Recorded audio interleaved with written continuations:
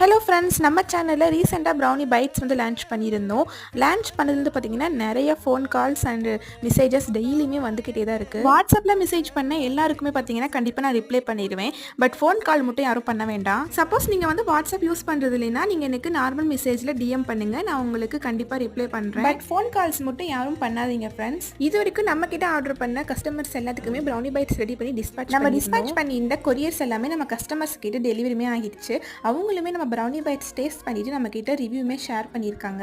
எங்கிட்ட ஃபர்ஸ்ட் கஸ்டமராக தான் வந்து ப்ரௌனிஸ் ஆர்டர் பண்ணுவாங்க. அதுக்கப்புறமா எங்கிட்ட சிஸ்டர்னு அவ்வளோ ஃப்ரெண்ட்லியாக நம்மக்கிட்ட பேசி ஃப்ரெண்ட்ஸாகவே ஆயிடுவாங்க. மோஸ்ட்லி எங்கிட்ட ப்ரௌனி ஆர்டர் பண்ணுற கஸ்டமர் வந்து ஒன்று கிட்ஸாக இருப்பாங்க, இல்லைன்னா என்னோட ஏஜ் கம்மியில் இருப்பாங்க. அவங்க வந்து எங்கிட்ட அக்கான்னு அப்படி ஒரு பாசமாக ஃப்ரெண்ட்லியாக எங்கிட்ட பேசுவாங்க. இது வந்து நம்ம 2 பாக்ஸ் வந்து கொரியர் போடணும். ஒன்று வந்து ஈரோட்டுக்கும், இன்னொன்று வந்து காரைக்கால் இருந்து நம்மக்கிட்ட ப்ரௌனி பைட்ஸ் வந்து கஸ்டமர் ஆர்டர் பண்ணியிருந்தாங்க.